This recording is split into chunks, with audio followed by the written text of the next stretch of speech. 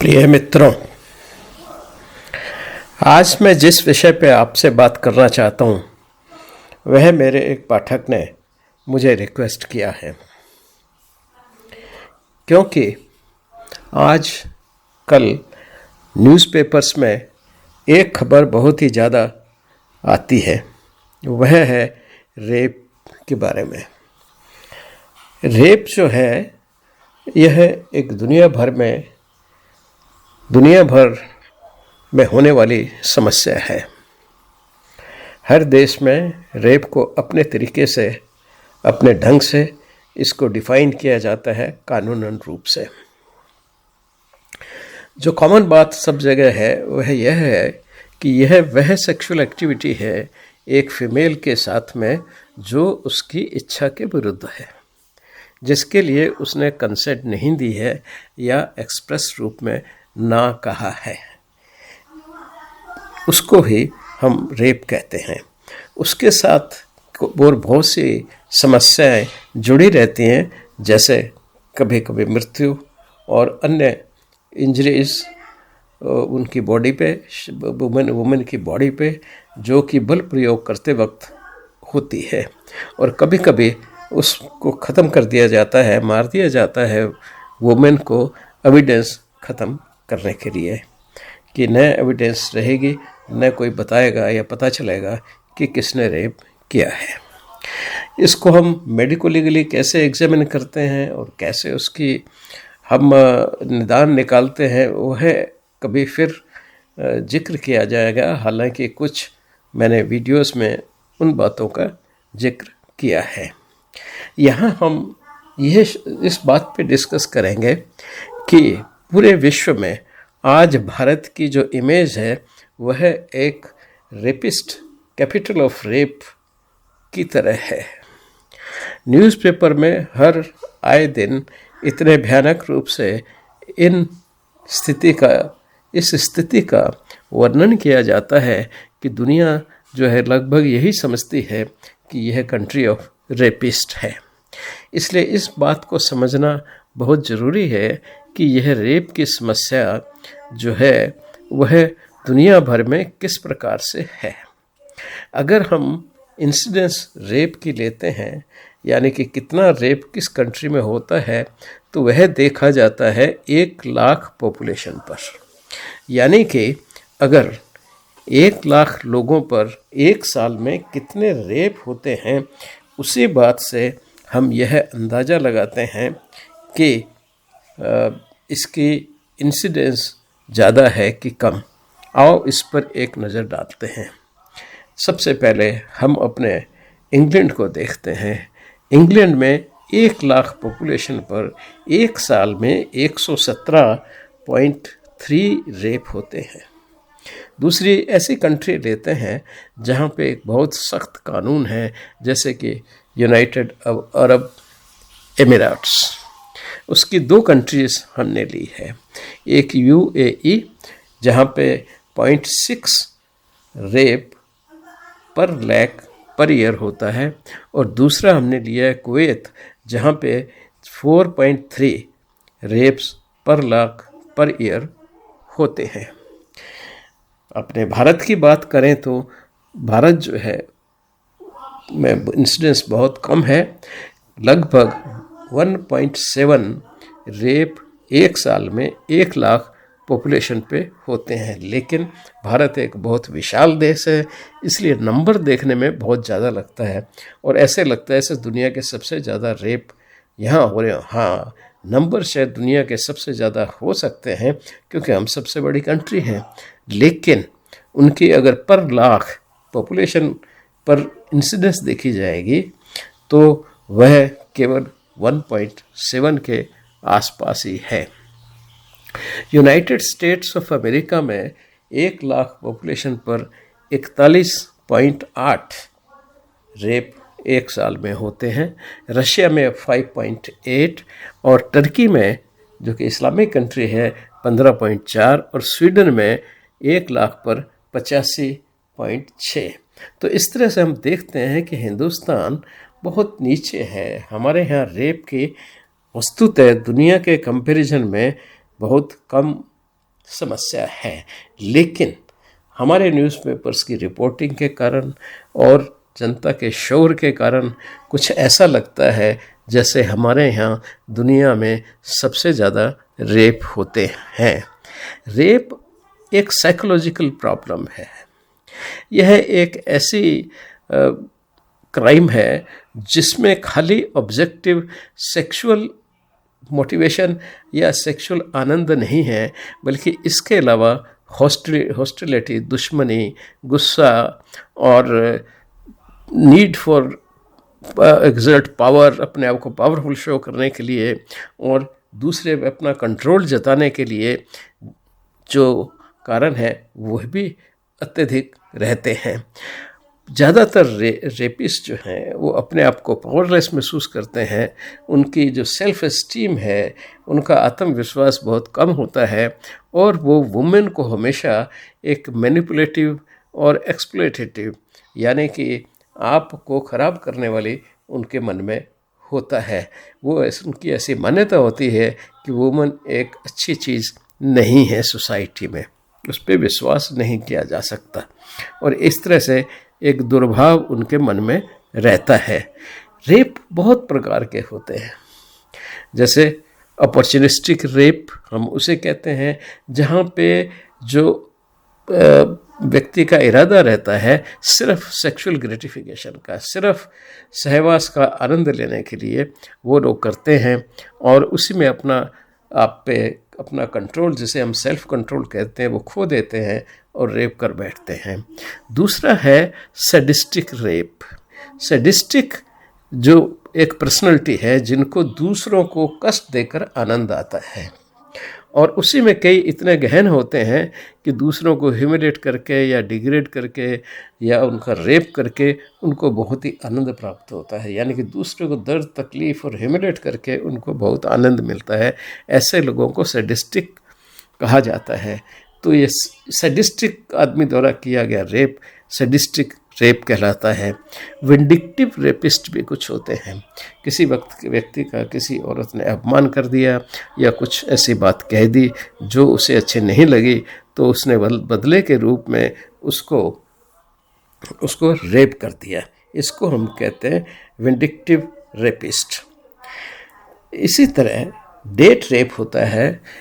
आप लोगों ने सुना होगा कि आजकल लव मैरिजेस बहुत ज़्यादा होती हैं और लव इंड्यूस होने से पहले आदमी उस लड़की से या लड़की उस आदमी से कहीं होटल में डेट दे के या रेस्टोरेंट में डेट करके एक दूसरे को जानने के लिए, पहचानने के लिए बुलाते हैं और बहुत बार वहीं पे मौका देख करके जो मेल होता है पार्टनर, वो फीमेल का रेप कर देता है। एक्वेंटेंस रेप, जान पहचान वालों द्वारा रेप करना, यह बहुत कॉमन, सबसे कॉमन यही है। ये अक्सर देखा गया है कि ज़्यादातर लोग वही रेप करते हैं जो रेप होने वाली वुमेन के जान पहचान के होते हैं। ऐसे ही एक रेप है ड्रग फैसिलिटेटेड सेक्सुअल असाल्ट। इसको DFSA भी कहते हैं, जहाँ D है drug, F for facilitated, S for sexual और A फॉर असाल्ट है। तो इस DFSA में कोई व्यक्ति किसी औरत को या लड़की को अपने घर बुलाता है और घर बुला करके वह उसको पानी में या शराब में या किसी शरबत में कुछ ऐसी दवाई मिला करके कि वो बेहोश हो जाए या स्लीपी हो जाए या वो अपने आप को डिफेंस न कर सके और फिर उसका रेप कर लेता है। ये यूरोप के देशों में DFSA काफ़ी कॉमन होता है, ज़्यादातर होता है, पर हिंदुस्तान में अभी तक इन ड्रग्स की अवेलेबिलिटी और नॉलेज न होने के कारण यह बहुत कम देखने को मिलता है।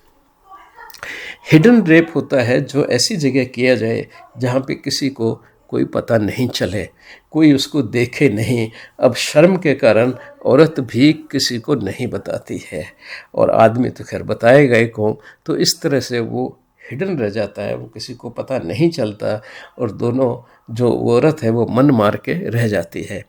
इसी तरह गैंग रेप है, जब एक से ज़्यादा व्यक्ति किसी लड़की के साथ या औरत के साथ में रेप करते हैं, उसके साथ सेक्सुअल असल्ट करते हैं, तो उसको हम गैंग रेप कहते हैं।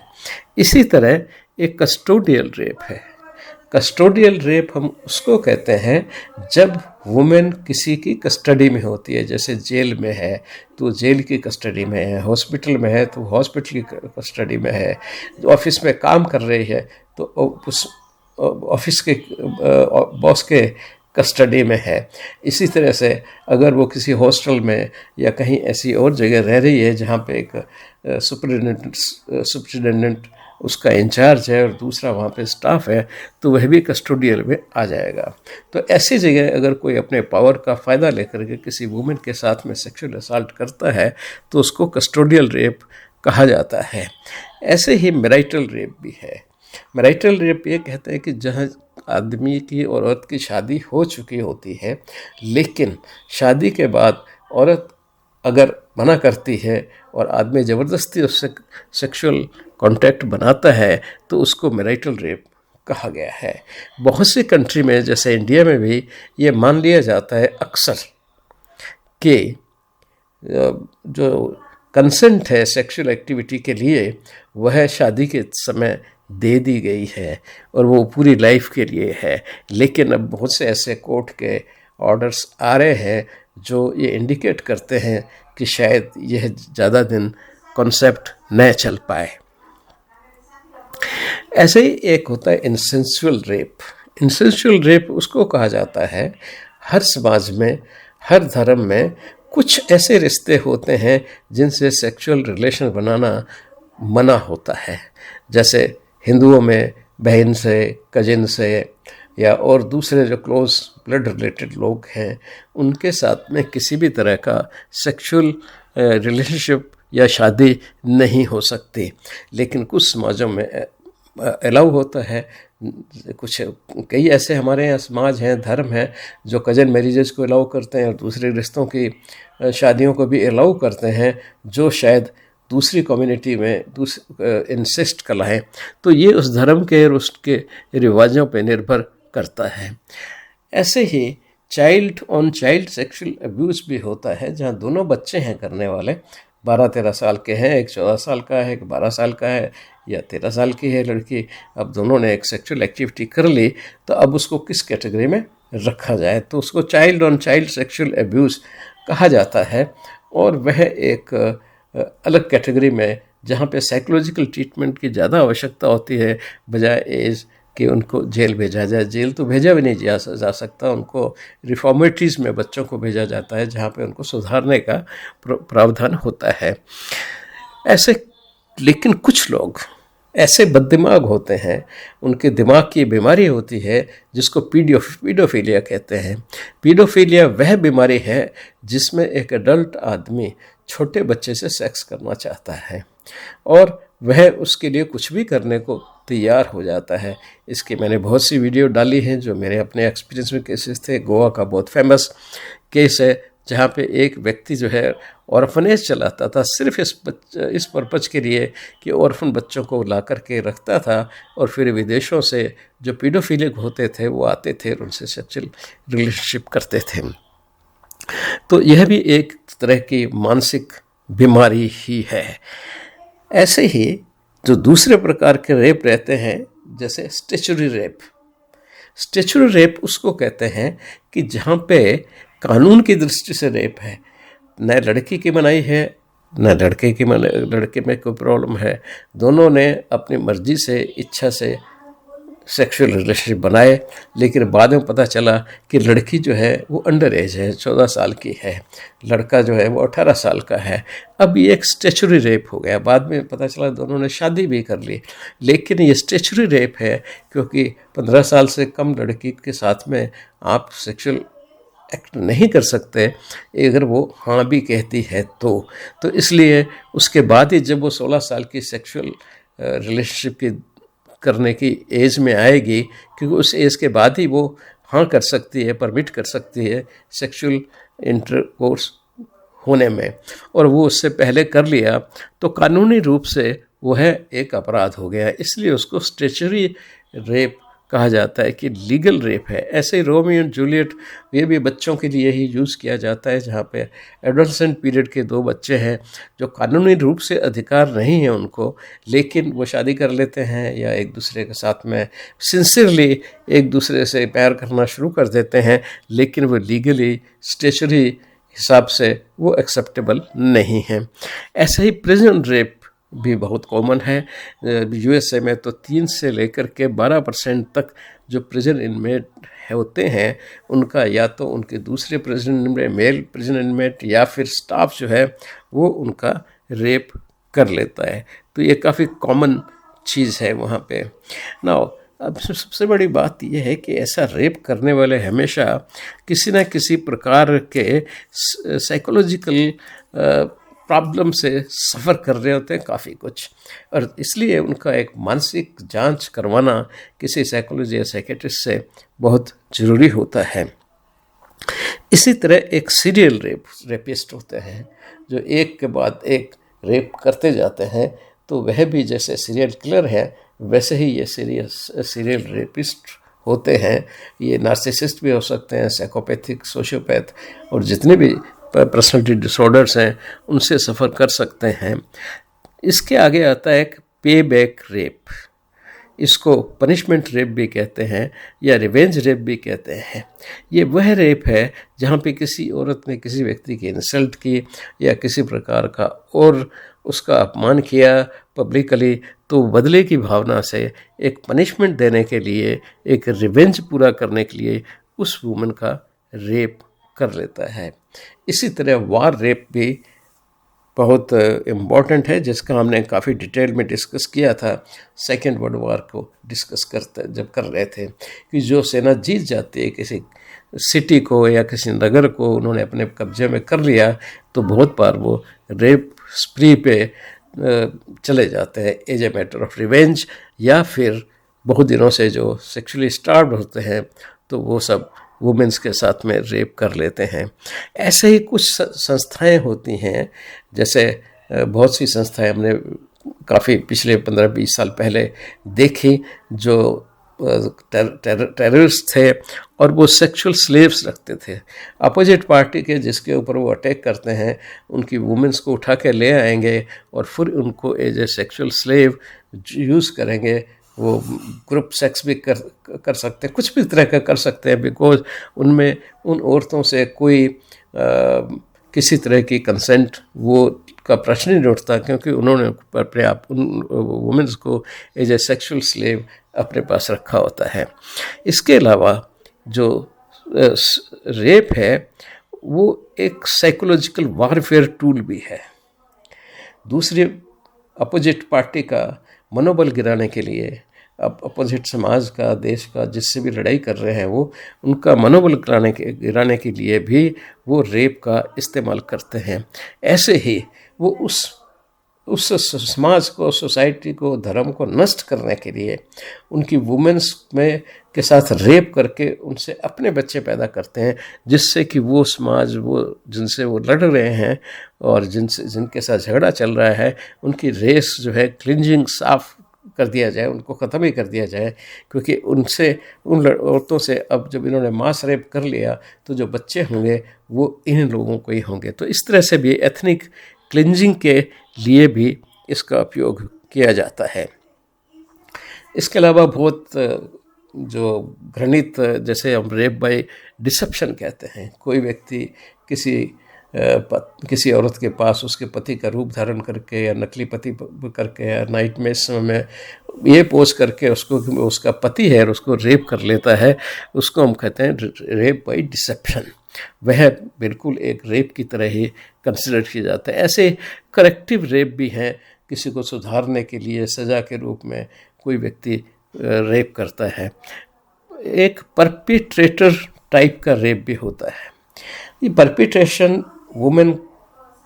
उन वुमेन्स के लिए यूज़ किया जाता है जो सेक्सुअली बहुत एडवांस, उनकी इच्छा नहीं है, नहीं करेंगे, लेकिन कोई फ़ायदा उठाने के लिए वो आदमी की साथ में बहुत एडवांस स्टेज तक सेक्सुअल एक्सटर्नल सेक्सुअल रिलेशनशिप में चले जाती हैं और उसी में वो व्यक्ति जिसके साथ में वो जिसको परपिट्रेट कर रही हैं वो अपना आपा खो देता है और रेप कर लेता है। तो उसको परपिट्रेटर टाइप रेप भी कहते हैं।